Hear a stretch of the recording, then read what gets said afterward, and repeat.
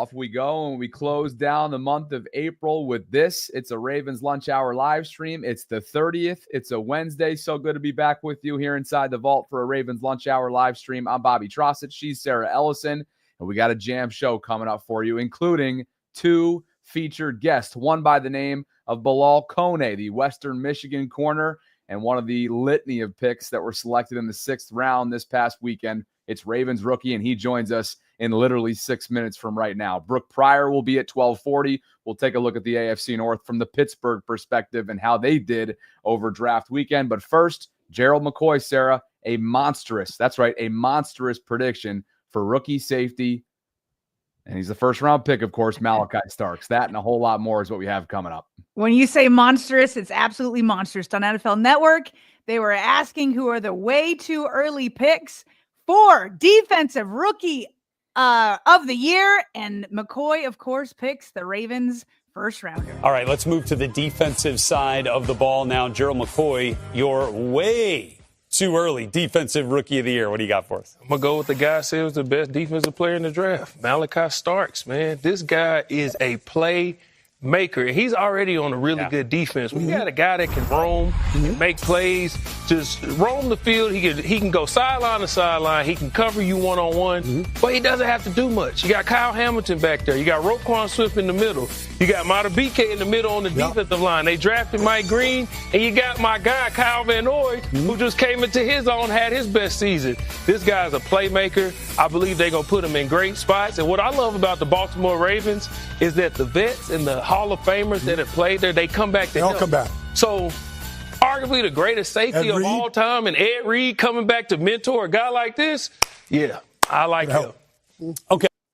Ooh, there's a lot of energy there for Malaki Starks, Bobby. What do you think? Early defensive player of the year?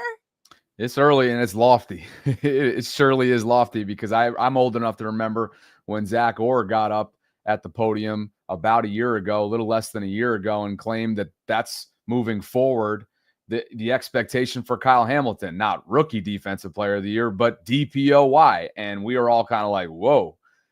And then as he continued his yet another stellar season en route to an all-pro kind of campaign, you're thinking, all right, maybe at some point, if a pass rusher doesn't go off for some ridiculous amount of sacks and just dominate the game the way that they typically do, the Myles Garretts, the TJ Watts of the world, so on and so forth, maybe Kyle will have a chance. This to me is a little premature, but I think it speaks to how ready and how immediate impact of a guy that Malaki can be and how well respected he is throughout the football world. And Gerald McCoy is a guy that knows his Ravens football too, Sarah, because he hosts a podcast with Kyle Van Noy, who's a current Ravens edge rusher. Bobby, it is a lofty goal and it is premature. That's why they call it a way too early pick. But, he is going to be in a defense that is going to feature him. He's going to have the opportunity to shine, but he'd have to shine on the level of these last 3 rookies of the year. We've got Jared Verse, outside linebacker. As you pointed out, pass rushers often get it. Over at the Rams. Before that, Will Anderson Jr., who actually a lot of people are saying Mike Green is a good comp there. And then Sauce Gardner the year before that. Now, none of these guys, I looked it up, had like super gaudy stats. And so it seems to me that sometimes they'll just pick somebody that really does make an impact. And Bobby, the way, like I said, opportunity. He's going to be playing a lot, Malaki Starks. They see him being interchangeable with Kyle Hamilton. I'm going to play a couple clips from Raven scouts when they met with reporters yesterday with a kind of behind the scenes look at each of these guys. So he could even have competition on his own team, Bobby. I mean, who knows what Mike Green is going to do? I don't know that Mike Green, I don't know if he can be a 3-down player right away. He's obviously that sack pass rusher artist. So maybe he won't have quite the opportunity, but if he were to get some gaudy sacks in the sack department, then maybe he could push Malaki Starks, but he will have the opportunity. Here's 2 Raven scouts speaking with media yesterday from the Ravens final drive clips about what they said they see Malaki Starks, how he fits in this defense this year. The versatility and the playmaking skills, and seeing a guy who's going to be interchangeable with Kyle in the back end. And you get really excited to see, like, okay, what's Zach going to do with this guy? How can we take that skill set, put it in our defense, and see him shine?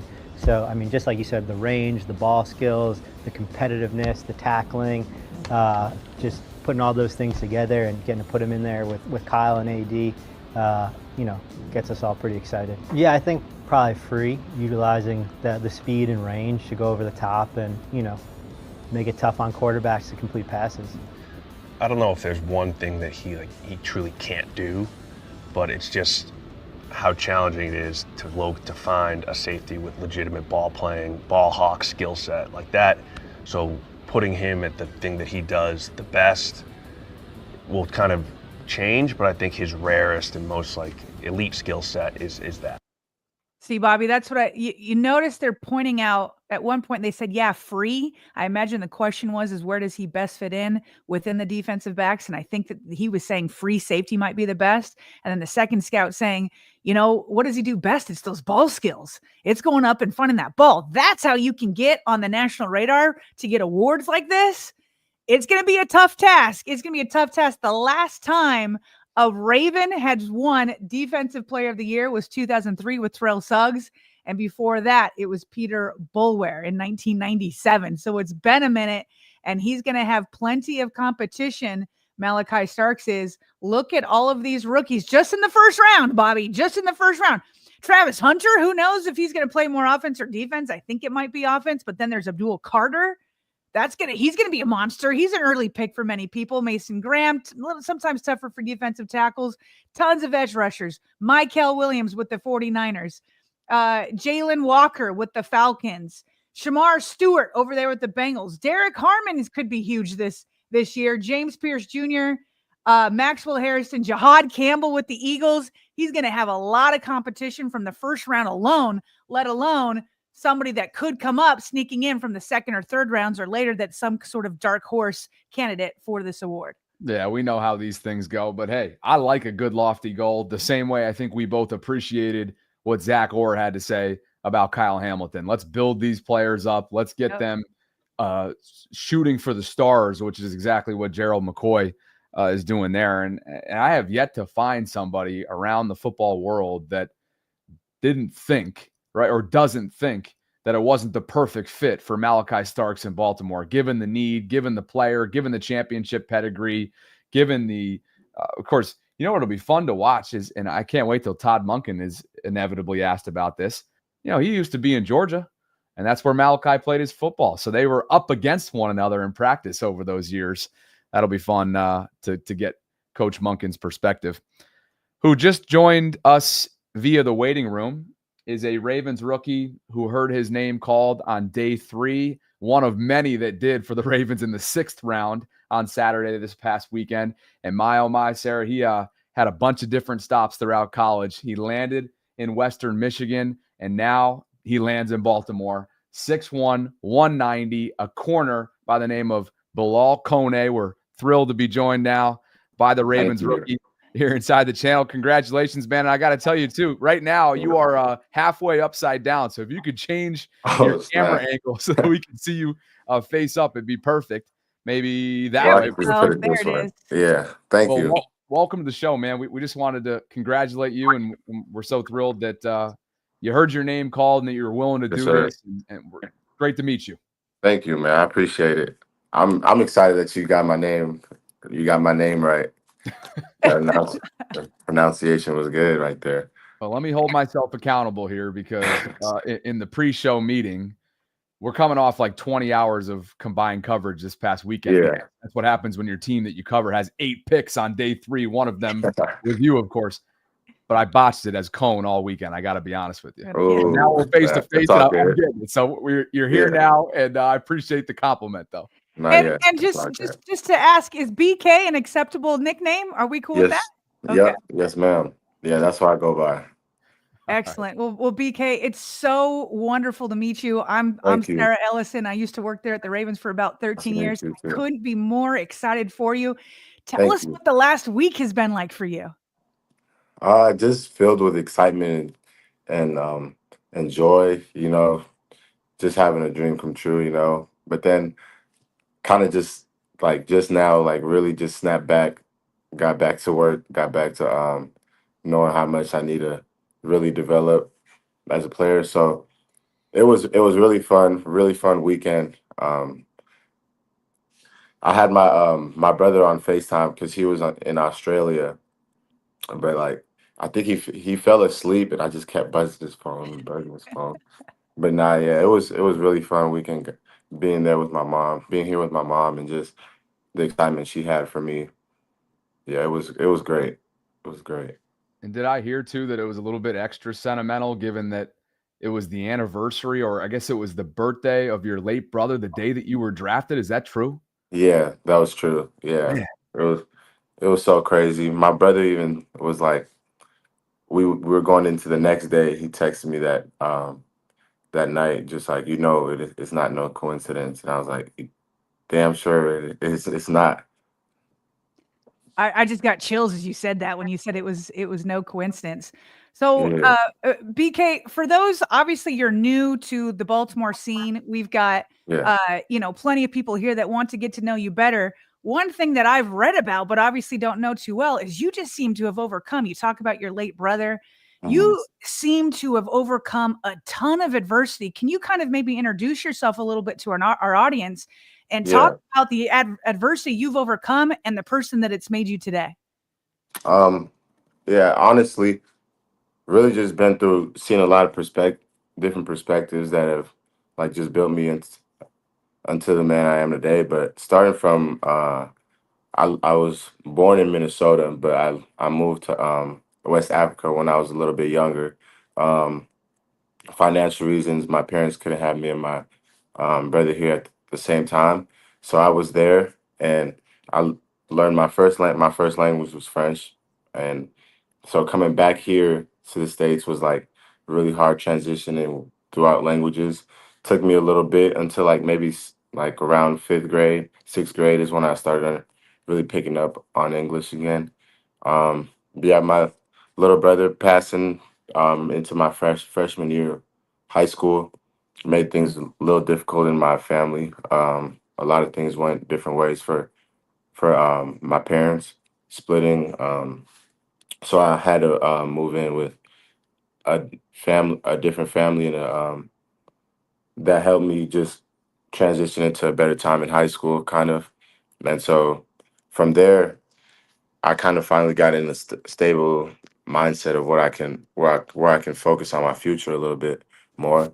Um, but I ended up taking things to JUCO, and from JUCO is where kind of I was able to really find why I really wanted to do this, my purpose, and I stayed consistent through that. And being in Africa and knowing that perspective of how things are from there to here, and then also just my transition through high school kind of helped me along the way get through JUCO, because it's really not as easy as people may think, or what they have heard about it. It might be as true as that as well. So yeah, going from there to Indiana State, um, that was another great transition. My first time going D1, so it was great feeling for me. I know I took it in as just a humble experiencing moment, and then also I was just grateful for it. Never been a D1, so I just wanted a ball, and then going into the next year, I went in the portal and found my next home, Western Michigan, and I really loved their schedule. That was the main thing that like popped out to me. The competition they got to go against within the Mm. next 2 years, and that's what I took and I attacked it. BK, we've only known you for a couple minutes here, and the word that's just screaming at me right now is resiliency, and I think you've shown that from what you've Thank shared. you. Yeah, in your Sure. personal life, right, but also in your athletic life. I mean, you just mentioned Sure. 3 schools, right? So Yeah. JUCO was Iowa Central Community College, if memory Yeah. serves. From Mm-hmm. there, it was to Indiana State, like you just mentioned, and then of course Yeah. your final stop with that beefy schedule, some big time play Definitely. competition wise, was indeed Western Michigan. At what point you looking yourself in the mirror and saying, "I got a chance to play on Sundays, man"? Right at right after JUCO, honestly. JUCO was when I set my goals down for myself of where I wanted to be. I've actually wrote it down in my notes, which started back in after my first starting snaps at JUCO. I wrote down in my iPhone notes that I wanted to be at the next level. I wanted to be in the FBS, and I wanted to make it to the NFL. And like I still have those, and I just scratched off the NFL. And now it's time for some new goals. Yeah. Yeah. Check. Okay. Well, let's talk about this. Your new goals. What are your goals now that you know you've been drafted by the Baltimore Ravens? Yeah, right now, honestly, it's taking advantage of every opportunity I can, whichever that is and however that is to help the Ravens become a more winnable team and get to the Super Bowl. I know that's nothing that's not easy to say, but from this system that they have here, they were just there about 2 years ago, and yeah, I know that's something I'm willing to do. I'm just grateful to be on this team to be able to do something like that. Hey, BK, our audience right now is chiming in. They're loving that you're here. We appreciate your time. Evan says, welcome to the flock. Seen what you did to Marvin Harrison Jr. You are a dog, sir. Thank so you. for those out there that maybe haven't seen what you did to a guy that's playing on Sundays and a darn good football player, what are the Ravens getting in you? For me, they're getting a dog. I say this all the time because that's just simple. Like you're getting a dog, someone who's gonna work, someone who is dirt and his feet is in the dirt every day until they can't be, until they're too muddy. You gotta know how to work. And I come from JUCO, and so my adversity, my chip on my shoulder, I don't care who's in front of me. I'm good. I'm coming here to compete, and I'm coming here to win. And this is the best program to do that. Hey, BK, this reminds me of your phone call with Eric DeCosta and John Harbaugh. I just clipped like 30 seconds of it because in case people haven't seen it, let's listen to that. And I want to hear your reaction on the other side. Hey, it's Eric DeCosta with the Baltimore Ravens. How are you? I'm doing great, man. I'm ready to go. You ready to go? Swear to God, I'm ready to go. I'm ready to do everything I need to do to get on that field to help y'all win, man. I'm ready to go. Let's go. Well, you're going to get the chance because we're going to pick you right now. BK, John Harbaugh, how you doing? I'm doing good, man. I'm ready to go, man. Let's go. You ready to go? Let's go. Congratulations. We're ready to go, man. too. Let's go. You know what? We got us a Bronco. It's been too long, man. You got you a Bronco. You got you a dog. That is exactly what we like here in Baltimore. The energy. You got me a dog. Let's go. Are you still feeling that energy? Oh, yeah, it's as annoying as it sounds. I'm ready to go. I'm ready to head down there. Yes. Dude, that was so exciting. That's pure jubilation right there. Are you just talking in that moment? Like, where's your head at? So it was everywhere. It was really everywhere. It was filled with just so much excitement and so much. I was so anxious in that moment right there. It just felt so great. Yeah. As you guys can hear, I'm ready to go. Yeah. Hey, we're ready to go too. When do you get here? Don't you guys come in later this week? Yeah. So I arrived Friday. Yeah. Rookie mini camp over the weekend. And somebody you're going to kind of reunite there with, it sounds like you worked out with Malaki Starks, Ravens' first round pick. Yeah. Tell us about how you know him and what your first impressions of him are. Well, so we met down in Tampa working with Yo Murphy at Compound, and since the first time we met, we had a group of us. It was Malaki, Jordan Oladokin, and me. We were just head first and getting straight to work, but all laughter, a bunch of joking around, and we grew a close bond together, and it felt like another brother, you know. So we've been competing and getting at each other on the field, off the field. So and then he gave me a call the other day about, we were just screaming like once they seen I got drafted to the Ravens, it was crazy. BK, when you get the call and some of the emotion comes down, which I'm sure it takes hours, days, whatever it took. Yeah. What's the first thing you do in terms of familiarizing yourself with this roster, familiarizing yourself with the organization, and starting to get mentally ready for this flight on Friday and putting your first best foot forward when it comes to mini camp and everything that's still to come in the coming months? Yeah, for me, it was really just asking around, especially the coaching staff over there, just asking what do I need to have prepared for, because preparation's the best way to get ahead of yourself and take advantage of every opportunity you can. So asking them about just like the play, mainly for me, the playbook, and what to expect in these next couple days. I know it's just the rookies coming in at first, but just even then, just knowing what to expect and how to attack it is is what helps me breed success and be prepared. Hey, what are your impressions of defensive coordinator Zach Orr? And have you guys talked a little bit about how you might fit in? I mean, you seem to me to be more of an outside corner, right? Maybe Yeah, fitting in there and competing, and then maybe some yeah, special teams too, right? How do you for kind of see sure. your role fitting in here, and what's your impressions of Zach Orr? Yeah, I love him. I feel like just coming in for me is going to be big on. I have to be big on special teams coming in just to prove myself again. Mhm. That's at every level I've been at. I have to go in and do that again, and that's no problem for me. And being in on special teams is a great thing in the NFL, especially how everybody attacks it. There's no plays off, just as any other play. This special teams role for me is going to be huge, so I know I have to take full advantage of that in then any situation I get put in. Um, and then, yeah, I feel like I am an outside corner, which has the ability to play both inside and out. So being around them, I know they're really good at developing players and taking their time with them. So I can't wait just to get down there and be able to listen in and just work. How lucky are you that, Sarah mentioned Zach, one of the up and coming, literally early 30s kind of guys that I'm sure Yeah, has aspirations to be a future head coach. And, he had a right. tremendous year after a slow start defensively in his first season last year. But then you got a guy in Chuck Pagano, who I'm sure, you're a Yeah, fan of the sport, you're a fan of the game, for sure. former NFL head coach, man, who's going to be in charge of your secondary. And now you're going to Right. have a chance to pick the brain of somebody that's played the game at a really high level in Yeah, Zach as an undrafted player. And then, of course, in Chuck, who's been probably forgotten the amount of right. football that most won't even ever comprehend. So how lucky are you, man? No, yeah.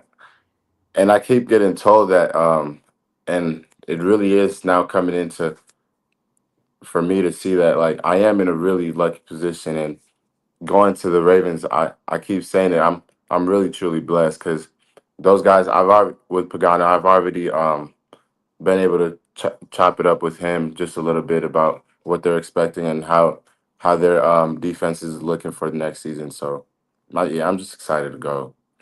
Yeah, you're gonna fit. You're gonna fit right in for sure. Last question for me. That's kind of random. At least random for me that you had lived with two NBA stars, the Jones brothers. How did that come about, and what was that like? It was his their brother. So I lived with their brother. The that little It kind of got confused, but I lived with their brother, their oldest brother. But I was a part of their family just for throughout my junior year. Yeah, around there. It was it was a great transition just because they helped me just focus in on what I needed to do in high school and figure out where I wanted to go and what I wanted to do. That was huge for me. And then also living with them, just going into the basketball games. Tice was playing for the Timberwolves at that time, so being able to go down there with the family, it was a great time. Now you have the build. Did you hoop it up too? Did you play basketball? Yeah, I was okay. I won't say crazy, but defense was my main thing, so I was pretty good on the defensive side. Nice. You got Yeah. another hooper that's going to be in your secondary, and I'm sure, I really do believe that he could have played in college, and that's Kyle Hamilton. His father, Yeah, professional overseas in Greece. I believe he was born in Greece. So you got a bunch of just all around athletes that are yeah. in the secondary. And obviously, that's most NFL locker rooms. But I got one more question for you, and then why don't we rip through some super chats, because some folks are just commenting on you and what you're going to bring to Baltimore and whatnot. But you've Right. mentioned it a couple of times. While you obviously have to earn your stripes, and you know that through special teams, Yeah. as an outside corner, that's a certain type of dude. That's a certain type of dog, and you got to have a certain type of mindset Right. to be on BK Island, if you will. Facts. Can, Yeah. can you tell us about that island and how Yeah. your mantra is going to set up to have success and hopefully long-term success on Sundays? Yeah.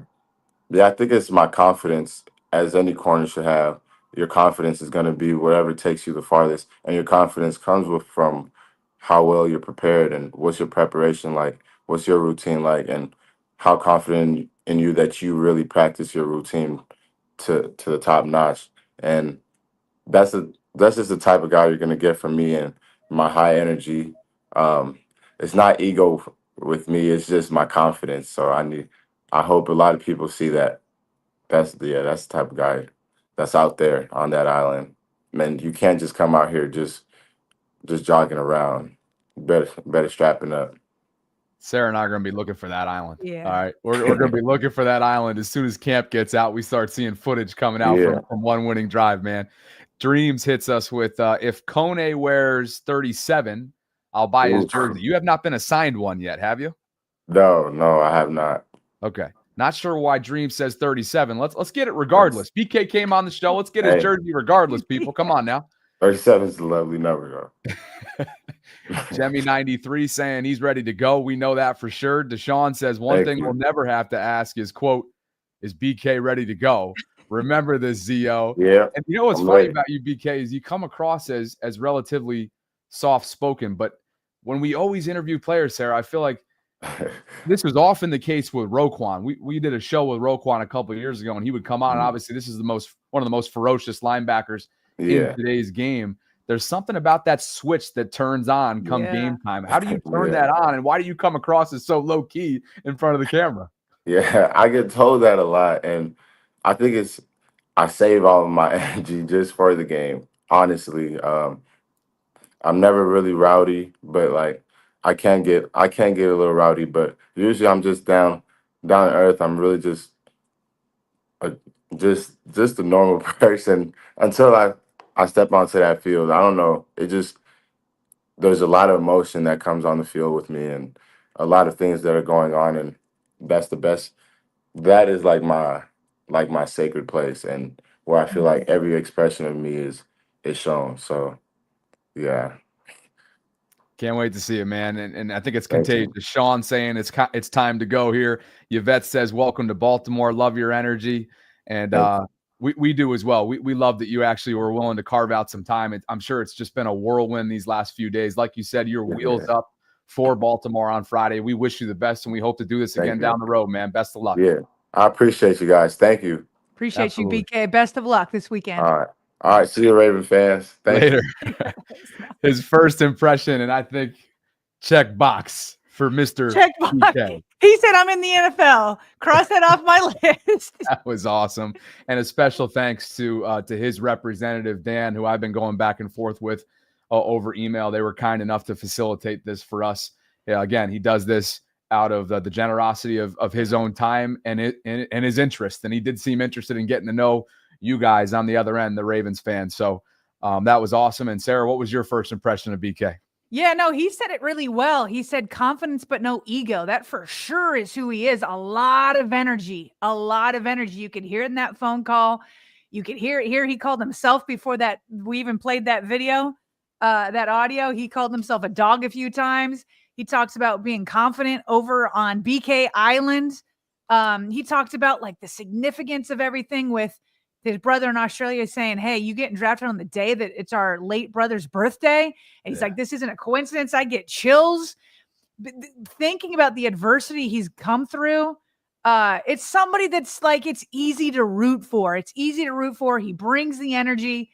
Like, this is just a dream come true. And this is why I love draft time, Bobby, is just to see so much sacrifice and hard work pay off for these guys. Well said. It was just, I think you just appreciated how genuine he was. He just laid it out for us. And just like he did, to your point, kind of being vulnerable and sharing just how full circle it was and how sentimental draft day was, given that it was his late younger brother's birthday. And here he is right there at his tombstone. Happy birthday, baby brother. He tweeted out on that day, keep watching over us. No coincidence. Just as he said to us, your birthday's today. Love you. Rest up. What a great kid. I mean, he's a kid.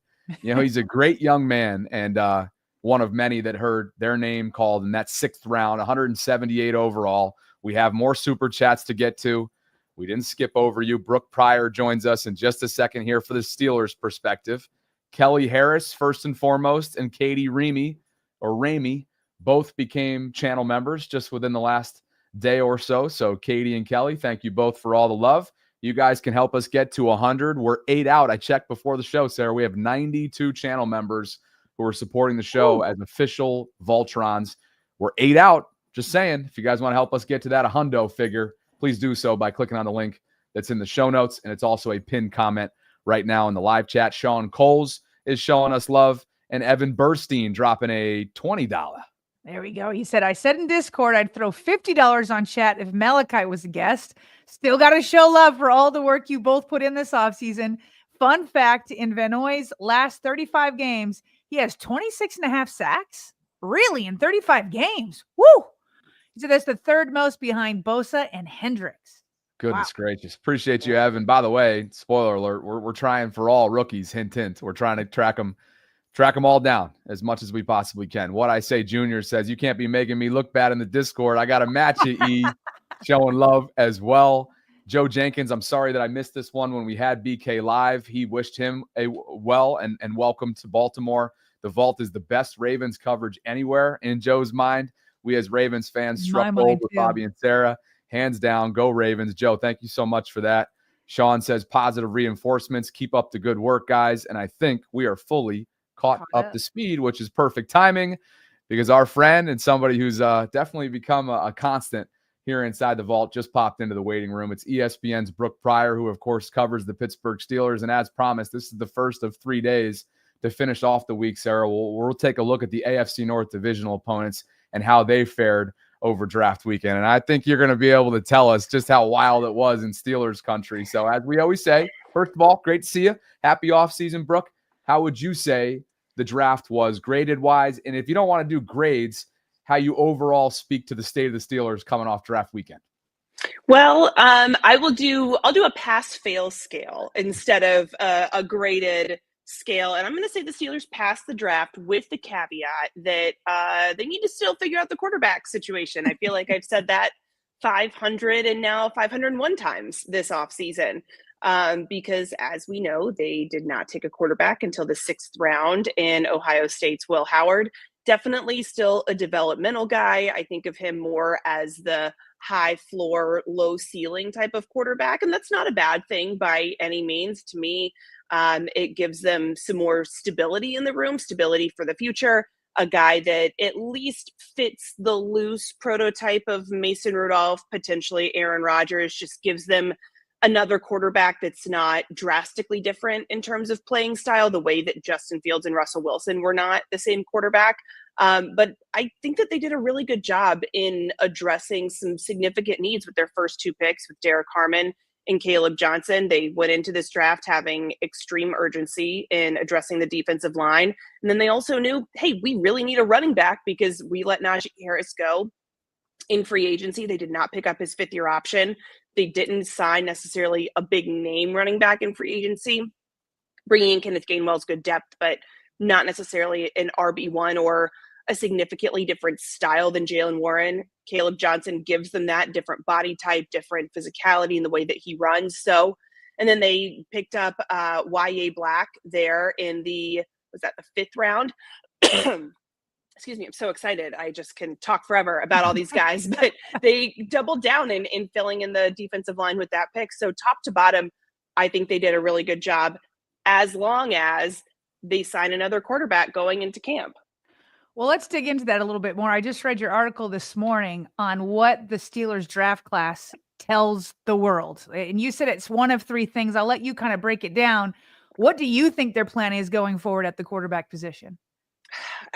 A prayer. I mean, I do think that it does mean those 3 things, one of those 3 things, or even a combination of those 3 things. One, they're really confident that Aaron Rodgers is going to sign, which they have continued to say throughout the offseason and in recent weeks. And either that means that they've got some kind of handshake deal that we're not privy to, or they're saying it because they are manifesting that, hey, maybe the more we say that we're getting signals he's going to come, he'll finally put his name on that dotted line. And then I also think that from what I've heard inside that building, they are really confident in Mason Rudolph. And it's not just what the coaching staff is saying, it's what guys in the locker room are saying. And that traces back to 2023 when things were not great toward the end of the season. Kenny Pickett is hurt. Mitch Trubisky is not good. And Kenny Pickett wasn't effective when he was playing, and the team turns to Mason Rudolph and he gets them to a playoff berth. I think that he earned a lot of cachet within that locker room for the way that he kind of navigated the Steelers out of a really rocky situation. Obviously, they lose the playoff game to the Bills, but the fact that they were there is in large part because of Mason Rudolph. So this team is confident in him that they can kind of patch together a quarterback room with him as the leader and Will Howard as the backup if they don't sign a big name free agent. Or there's this third option, is something brewing behind the scenes. There are now quarterback rooms that have a surplus of guys, looking at you, Cleveland, looking at you, New York, or disgruntled quarterbacks that want a new situation. Hello, Atlanta Falcons and Kirk Cousins, although he is very, very expensive. So he does not fit the prototype of what the Steelers want. But that's kind of my takeaway. The fact that they waited until the 6th round to get a really good value in Will Howard and not take a swing on a guy early tells me that they are confident in the room that they have and the room that they think they can still assemble. Or to use Tomlin's wording, right? Comfortable? Is that comfortable? Was that the word? Yes, he loves the word comfortable. They are comfortable with it. He also likes at this juncture, he likes that word. I mean, you're the one that makes him into a wordsmith with your questions, Brooke. Yeah. Let me tell you, he loves my questions so much. He is really good at phrasing things in ways that just make you scratch your head and wonder, what does that mean? He says so much while saying so little. Very much so. And I do have it. Bobby. I do have a question about the pass catchers, because whoever's throwing to them, you have two premier ones. There was a lot of smoke around one of them, though, throughout draft weekend in George Pickens. So what is your feeling right now that it's post-draft? He's still on the team, but given some of the dynamics there, did DK just get his future extension money, so on and so forth? Yeah, I was kind of surprised that they didn't move George Pickens. And if I had to guess, that would go from just the feeling of Pickens around the league. If I had to guess, I don't think that teams were willing to offer what the Steelers wanted to move George Pickens, because he is a very talented wide receiver when he wants to be. When all of the variables have lined up and things are going well, he can be one of the best in the league at these contested catches and just insane plays. He makes teams really vertical. He can stretch the field. But with that, you have to deal with the variability of George Pickens, the attitude, the emotions, all of these things that other teams don't necessarily want to deal with. That's why he fell to the 2nd round in the first place. And you had teams that took him off their draft board because of those character concerns. So I do think that teams were not willing to give up a big haul to get him. And at that point, I think the Steelers said, well, he's more valuable on our roster than the return that we could get for him. And now they're going to be going into an offseason where he's going to want an extension. The Steelers have said that they wanted to look at that, but they're not necessarily publicly committing to getting that done. At this point, I think that it could be a messy summer, depending on how these conversations go, what the Steelers say to him. I think that that's going to be something to watch. There could be some fireworks. So, Brooke, you did talk about, obviously, the Steelers needed a running back, and they got that in the 3rd round. But I wanted to play a small clip because I wanted to get your perspective on this from Ryan Clark and his reaction. I believe it was Friday night. I don't think it was the first night of when they passed on another quarterback, right? I think Milroe still might have been there. Obviously, Shedeur Sanders is there. Pretty much everybody, but Jackson Dart and Cam Ward is there. So they passed on everybody. More than once. And so I want to ask you a question on something he says at the very end of this clip and get your perspective. What the hell? Mason Rudolph? Mason Rudolph? He's all right. He went to Tennessee and got worse. You know what we're going to do? Oh, let's wait for Eric. Wait for Eric to make a decision. Listen, Aaron gonna call Aaron. Give him a call. We let us hostage like we a force. Oh, have you not seen that?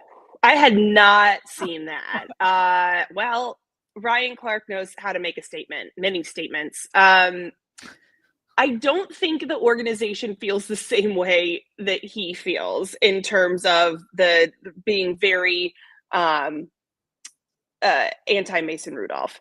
Right. The organization does not feel that way. The hostage thing with Aaron Rodgers, I do think he's right. I mean, Aaron Rodgers can say till he's blue in the face that he's not holding anybody hostage, but that is kind of what it feels like. Again, until there's a signature, I mean, the Steelers are just hoping that he signs. I mean, there must be some kind of assurance, you would think. Otherwise, this is incredibly un-Steelers-like.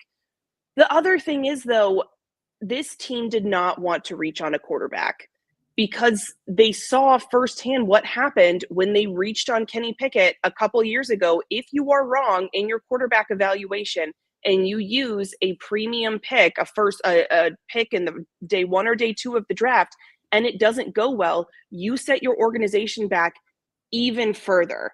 So to me, I see the fact that the Steelers passed on guys in the first and second round as them saying, okay, either we get Aaron Rodgers and everything works out, or we get him and nothing works out and things are terrible, or we stick with what we have in Mason Rudolph and, eventually get Will Howard, and we end up with either we go back to the playoffs or maybe we bomb out. Maybe we get a top 10 pick for next year when the quarterback class is much better and we have more comp picks to move up. To me, I think the Steelers played it safe and didn't double down on a mistake. And that, to me, sets them up better for the future, even if it means that this could end up being a very un-Steelers-like year with not a lot of success. In the long run, I hate to say, but that's what this organization needs. Either go farther in the playoffs or bomb out and get a better pick. And that's something that they have not to this point been willing to do. But either you get a better pick because you're terrible, or you get a better pick because you're able to package together some picks and move up and make a significant move. I think the Steelers are better positioned to do that after the draft than they were going into it. So, Brooke, you definitely don't know this, but Bobby and I, during one of the 20 hours we were streaming live over the weekend, we got into a very passionate debate about this very topic. And I don't know if you noticed, but Bobby was gloating when you gave one answer. He's shaking his head and smiling. But then you also took my side later on, and all of a sudden his smile disappeared. So let me ask you this. You said you kind of feel like it's true Aaron Rodgers is holding him hostage.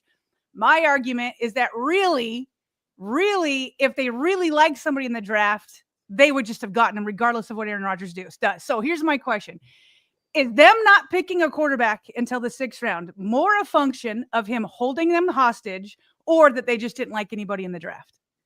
I think it's that they didn't like anybody in the draft enough to use those premium picks. Yes, thank you, Brad. And I think that it was a very disciplined draft for them.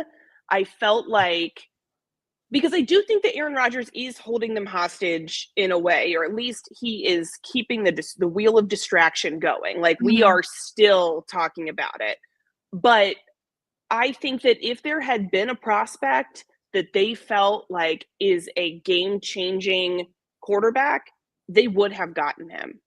But they knew that they had bigger fish to fry. They had bigger holes to fill, which is crazy to be like, well, the quarterback, the most important position on the field, is not their biggest problem. But realistically, you set this team up so much better for the future by addressing defensive line, by addressing the position that Cam Hayward is going to eventually leave, by addressing running back. When you look at what the identity of this team wants to be, winning in the trenches, prolonging possessions, when they have not done that so far, it kind of makes the quarterback secondary in a lot of ways. If you can strengthen every other position and get a game manager to get you through, to get you to be your bridge guy, again, you don't want to burn that pick by getting a Shedeur Sanders if you're not 100% certain. And I think that that's how they felt. If they felt like far and away he was going to be a difference maker and he was going to be the guy to last here for a long time, they would have gotten him, but they didn't. How did you interpret on the other side of the ball? Because I knew Sarah was going to go back down that road, by the way. We've had a couple of really good debates lately about quarterbacks that are not in Baltimore for whatever reason. It's either Shador or Aaron or whatever. But well, because you have such a great quarterback situation in Baltimore, you have to debate what's going on in other places. Yes, like you have to find the drama somewhere. We've had no drama. Franchise quarterback. No drama. Like basically the whole roster's coming out. Like nothing happened in free agency. So we for sure were debating the Steelers and the Browns quite a bit. But sorry, Bobby, go ahead. No, they've given us plenty of reason to. The chat knew I was going to do it too. Look at all them in the chat. We all knew it. Doesn't get more predictable. My last one for me is, speaking of drama, for whether he intended for it to be or not, the TJ Watt cryptic Instagram post was exactly that. What was your interpretation of it? Man, I was on vacation when he posted it. I was in Scotland, and I thought, oh my gosh, of all the people to be dramatic while I am in a different country, TJ Watt was not high on my list, because he is not a guy that typically does the social media breadcrumbs, the cryptic posts. Like, he might post something after he loses defensive MVP or like something like that, but like during contract negotiations is not typically his style. To me, it says that he's not happy with the direction things are going. To me, it felt like a bluff more than anything. Like, there's also so much time left to continue these negotiations. The Steelers typically get things done later in the summer, during training camp, right before the first game of the season. I don't think that they're at a point of like, oh my gosh, we need to panic, TJ Watt is leaving. Like, I don't get the sense that there was any real movement to trade him or do something dramatic. TJ Watt, from what I understand, wants to be a one-hat guy. The Steelers want him to be a one-hat guy. To me, this is just the gamesmanship of negotiation, trying to light a fire under the Steelers to get something done. I don't get the sense that this is going to be a more complicated negotiation than, say, like a George Pickens if they go down that road. But things can always change. I still think at the end of the day, TJ Watt is a Steeler and eventually retires as a Steeler. Great. Now, I will say this, just can you tell us a little bit about Derrick Harmon? We had kind of heard his story, and even Ravens fans can get behind Derrick Harmon. Before the draft even started, I was kind of hoping he might fall all the way to 27. The Steelers made sure that didn't happen. Can you let us in on his story? And was he in the building at all after he was drafted, or did he just go back to his mom? For those that don't know, his mom was in the hospital draft night, and he went and told her that he got drafted. And then was it the next morning she passed away?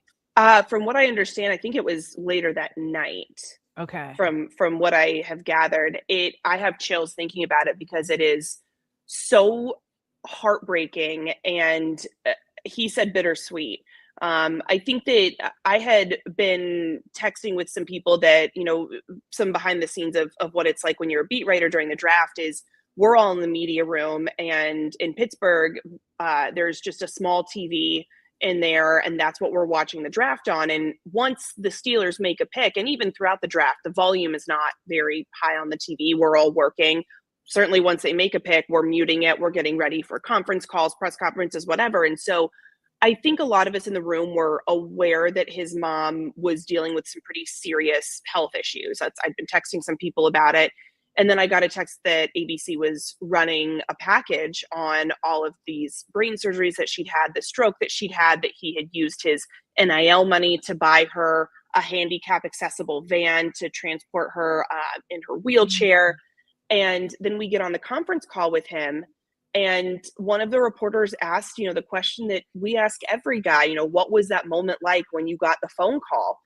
And he said, it was really bittersweet, because I'm sitting at home with my family, but the person who supported me the most isn't here. She's in the hospital on life support, and I'm going there right now as soon as we get off the phone to tell her that your son made it to the NFL. And I mean, it was, I think none of us knew at that point that she was on life support. And of course, life support can take different forms. We don't know if she's non-responsive or what. And so it was just one of those moments where your heart breaks, because he's kind of choking up as he's saying, I'm going to tell my mom, that her son got drafted. And it's hard to know what to say after that. And so we, asked him a little bit more about who was with him. He told us everyone that was in the room, and then he got off the phone and went to the hospital, and saw her. And then the next day he did come to Pittsburgh. We found out, I found out through a Facebook post that his aunt made that she had passed, that his mom had passed, and he still came to Pittsburgh. He still did all of the, meeting people in person. The only thing he didn't do, and understandably so, he did not talk to the media. He didn't do that usual first round pick press conference. I don't know how soon he went back to Detroit, but he was in the building for a little bit, saw people. But, I can imagine it's a really difficult time, that it's what you've worked your whole life for. And this should be one of the best moments, if not the best moment to your life so far. And you also have your mom dying in the same 24 hours, in the same, 10, 12 hour stretch. So it's heartbreaking. And I can't imagine how difficult it is. I don't know the full story, how long she'd been on life support, what her prognosis was, but I know that she had been dealing with a lot of brain injuries and strokes and brain surgeries. So as far as I know, he's expected to be at rookie minicamp. That's typically not this coming weekend, but the next weekend. So that's the next time, or the first time, that we'll get to talk with him. He seems like a special guy. And she just hung on, right? She hung on, at least hopefully through the coma, through the battle, through all of that. She could actually hear that the words that she had been waiting for, that her son had been drafted. So we'll definitely, hey, even through the rivalry, right? I think a lot of based on what I'm seeing in the live chat, even through the rivalry, I think there's just a ton of mutual respect based on his story and the resiliency that he's shown. So appreciate you sharing that story, Brooke. Of course. Yeah. I'm excited to cover him. Yeah. Should be fun. Well, Brooke, how are you doing after the weekend? Are you recovered? As you can see, I am in a quarter zip and my hair is in a pile. So this is as much as I have recovered so far. I don't know if you guys saw, there was a wild storm that hit Pittsburgh yesterday. And this week the weather's been beautiful. So to make up for the fact that I had been inside for like 3 straight days, I've been going on walks every day. And yesterday I said, you know what? I'm going to go for a walk in Frick Park. I love the park. It feels like you're not even in the city. And I was like 2 miles away from my car, and I get the national weather security alert blaring in my headphones, and I pull my phone out and it says severe thunderstorm warning until 5:34, winds up to 80 miles per hour. And I was like, that's not good. And I turned around, and I had been walking away from the weather coming in. So I turned around, saw this like super dark cloud coming toward me, and I have never walked so fast back to my car. Made it back with like 10 minutes to spare. Ended up being in my car through the storm. Where I was, I mean, the wind was kind of crazy, but I also lived in Oklahoma for a couple years, so I'm desensitized to storms.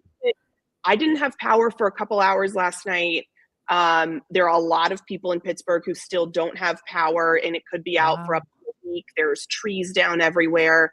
So it has been kind of wild around here. I was thinking about going out for a walk later, but I don't know how much I'll be able to walk. I don't know what roads are open, what trees are still down. So it is wild here. That's crazy. Well, I'm glad you made it out of there safely. That is crazy. Yeah, that's what I get for trying to be active and enjoying the environment. I should really just be safe and stay on my couch. I think I've learned my lesson. Here we go. Especially coming off draft weekend, all you want to do is get fresh air. I feel the same way. I'm with you, Brooke. So glad you lived to tell the tale. Glad you carved out some time for us, which you always do. You can be followed on X at BE Pryor. And what do you got coming up on ESPN.com? A little bit of what we talked about. I believe next week it'll be on how the Steelers draft kind of got them back to their identity, even as they seem to be losing some, waiting on Aaron Rodgers. So that's the next stuff coming up, and trying to lay as low as possible during the offseason. We'll see how long that lasts. Yeah, seriously. Do it. Yeah. It's deserved. We appreciate you. Thanks, guys. Appreciate it, Brooke. Absolutely. Brooke Pryor, friend of the show, always kind with her time.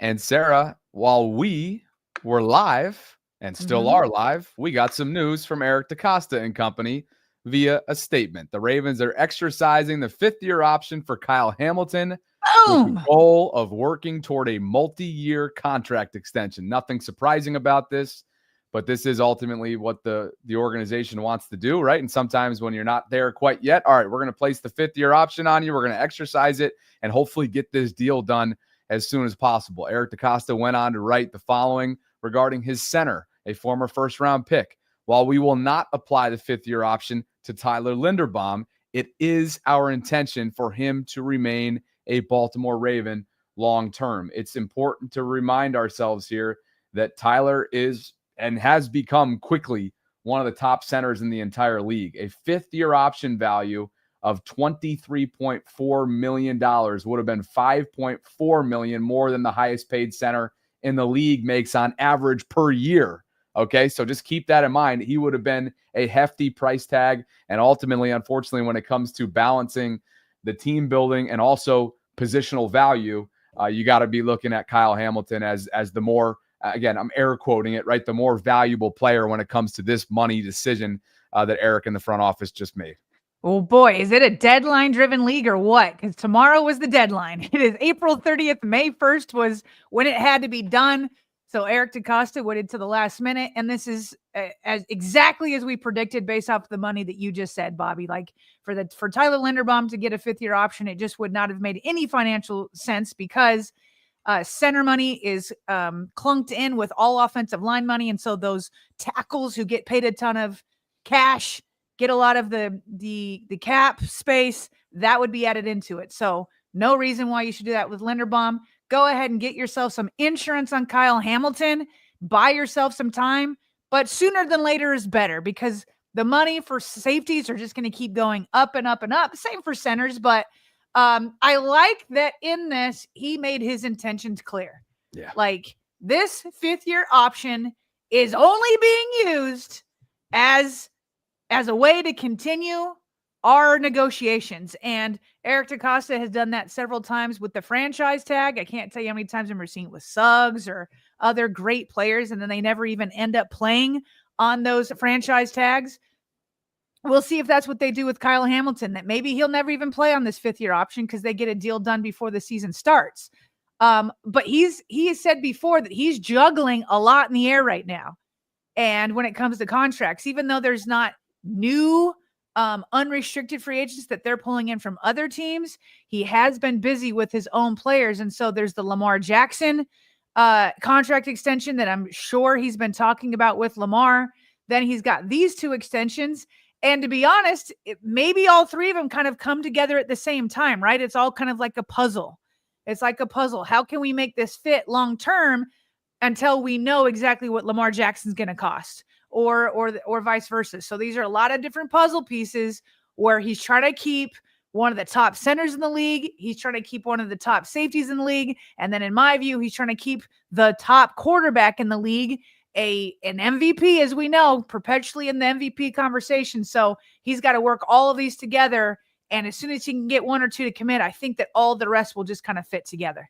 And keep in mind regarding the safety market, as we covered leading into draft weekend last week, Kirby Joseph just got something done in Detroit. 4 years, $86 million. That's 21.5 per year. You would have to think that that's the floor.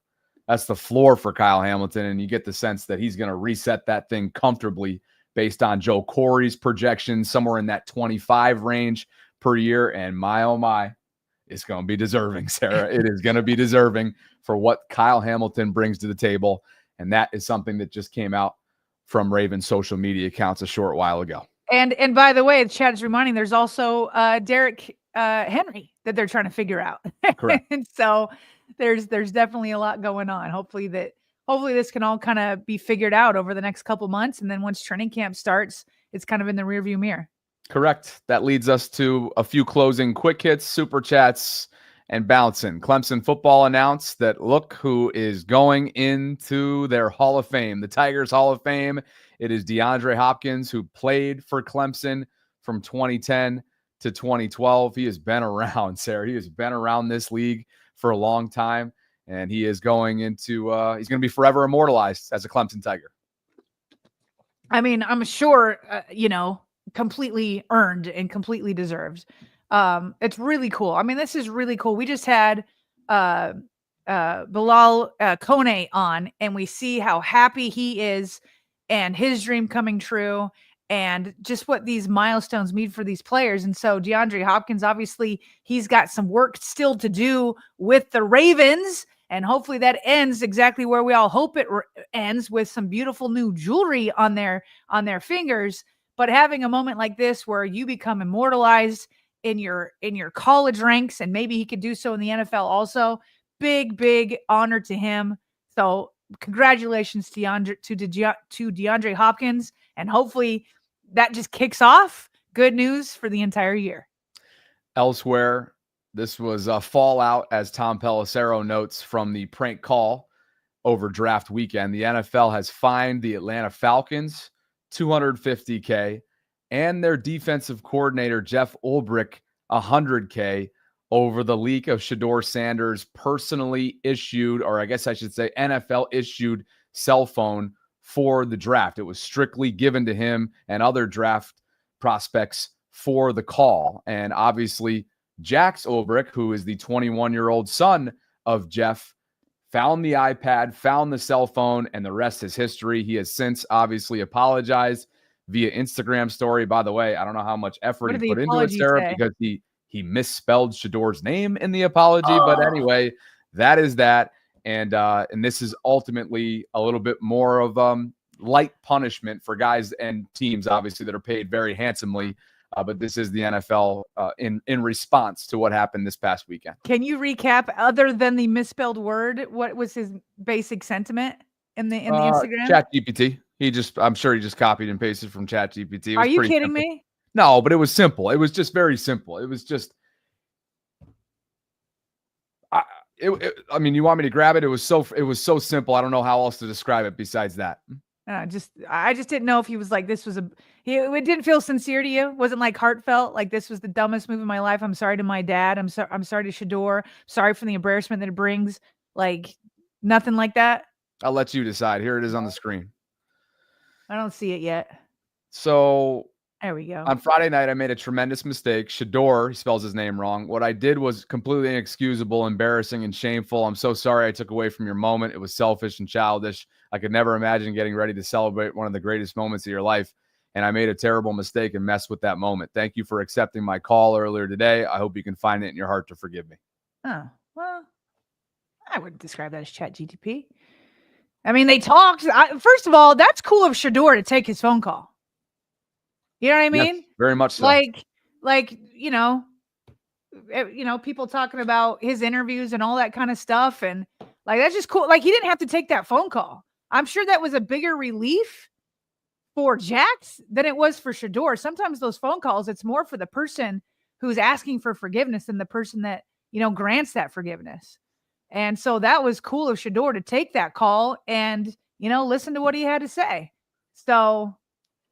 Yeah, I mean, he's right. Selfish and childish. Childish is the exact word for it. It's what, you do in middle school with your friends when it's not as big of a moment, for sure. So Zone's going to have to go Google how you spell Shedeur, because he tags him, which automatically brings up his name, which is spelled correctly. The first time that he addresses Shedeur, it's spelled wrong. So try again, Zone. Appreciate you guys for being with us. The worst part about that clip before we jump. Yeah.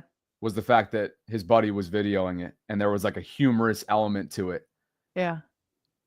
And sure, like you could say what you want about the buddy, but the fact that there was almost motivation, right, to be the class clown because it was on video. Right. Is the worst part about it. Makes me totally different situations, but it reminds me of that horrible assault in Fed Hill outside of right in downtown Fed Hill of the Commanders fan. The Ravens fan comes over. He's being videoed. I forget his name. I think it's Jack Callis. And he just absolutely wallops these innocent Commander fans that are walking down the street. And it's on video for class. Come on, guys. Yeah. And that's why childish is the perfect word. I remember when I was young, but I mean like young. Like as soon as like people laugh at you, you're like, ooh, I want more of these laughs. And so you'll like do whatever it takes to feed it, But that's something that you do when you're 10, 12, maybe a teenager, not when you're 21. Like, you just don't, it just lacked perspective of like him. That's why I called it selfish, of him wanting those laughs and being the class clown, and lacking the perspective that this is his big moment, and lacking the perspective of what it would do to his dad. So anyway, I just continue to have such empathy for, and he made a mistake by having his iPad out, but the empathy that I feel for his father and what he's had to endure. He's writing $100,000 check, right? He's dealing with insane fallout from this. It's embarrassing as all heck. And now this is a direct reflection of his son and his parenting. It's just a brutal situation. Well, speaking of something I used to do when I was young, but still sometimes do with my kids, check out Rashad Bateman. This one I think is okay taking into your 20s, especially as a professional football player. He posted a video on TikTok of him going through Target, going through the aisles there, and look at him. He just running those routes. He's just running. He's figuring out how he's gonna beat a DB.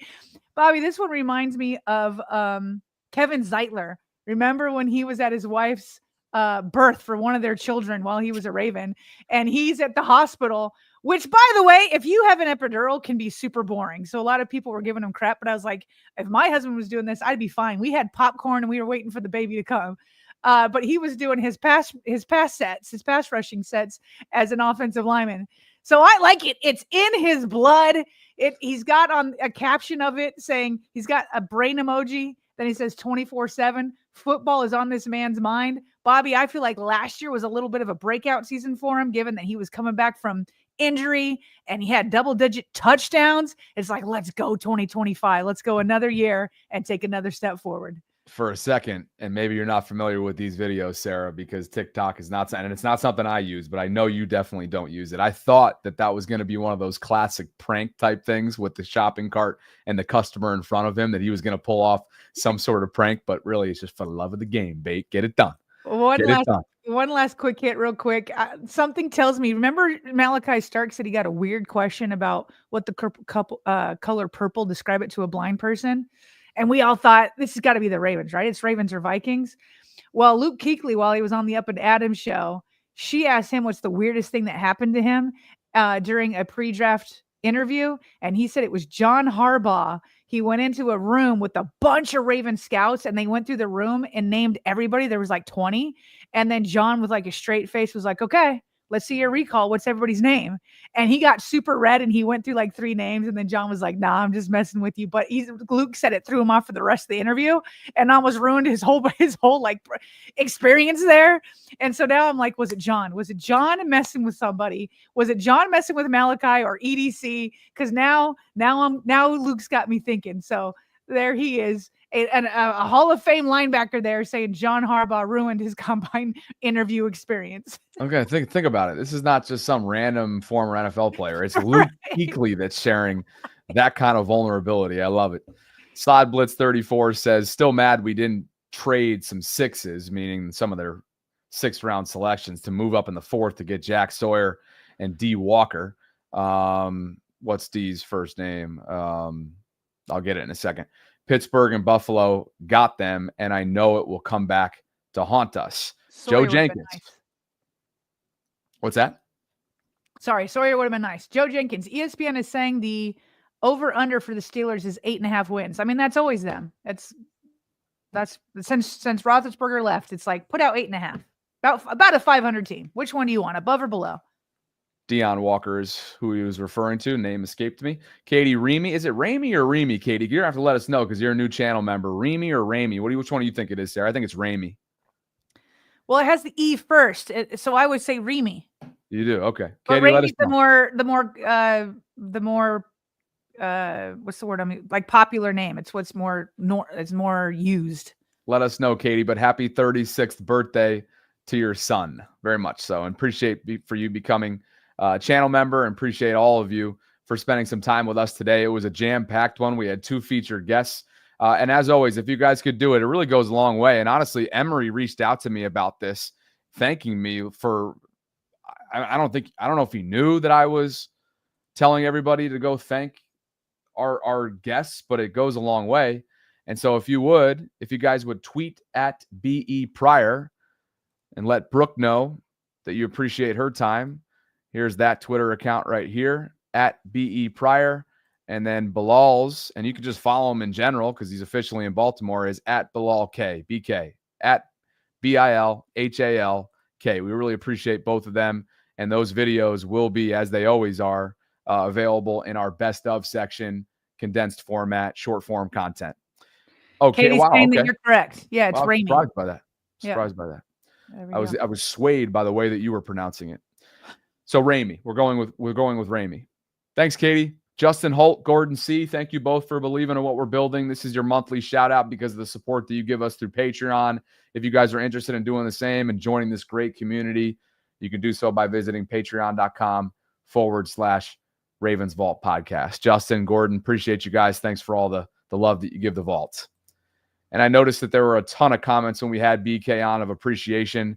We're hoping that there's more to come. I am working diligently behind the scenes for whether it's current players, past players, or coaches, past coaches that have coached these new prospects. So hopefully we'll have more to come, Sarah, in the coming days. Appreciate you as always. One more tidbit on Katie here. I didn't realize she was saying, happy birthday. She was given a 36, but she said she lost him 12 years ago on May 11th. I did not pick up on that, Katie. Wow. That was something. That is, I'm sure, a story of your life. Adversity. Talk about overcoming adversity. A parent losing a child. That's got to be tough. So, Katie, much love to you, and happy birthday to your son.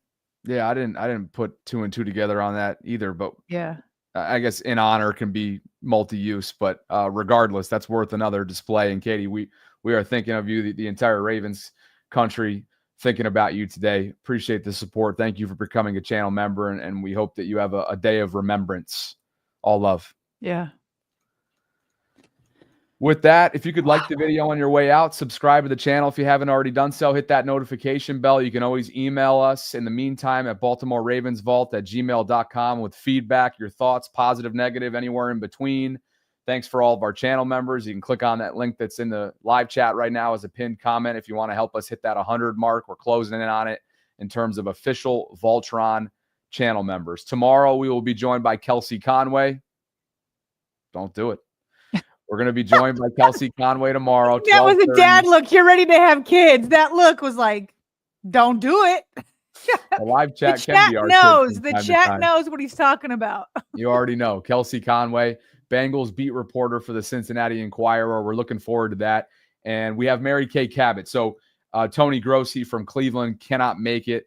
It would have been a non-on-camera type thing. We always try for engaging content here. So Tony will join us another time. Mary Kay Cabot, you went ahead and booked, so thank you for doing that. That'll be Friday at 12:30, so we can get a good familiarized state of where we're all at when it comes to the AFC North divisional opponents after the draft. So with that, appreciate you as always, partner. For Sarah Ellison, I'm Bobby Trossett signing off from this Wednesday Ravens Lunch Hour live stream. Voltrons, we appreciate you more than you know.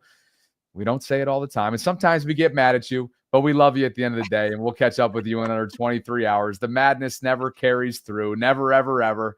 We'll talk to you on Monday, 12 noon. Appreciate you guys. And as always, thanks for spending some time with us here inside the Vault. Talk soon. Sometimes they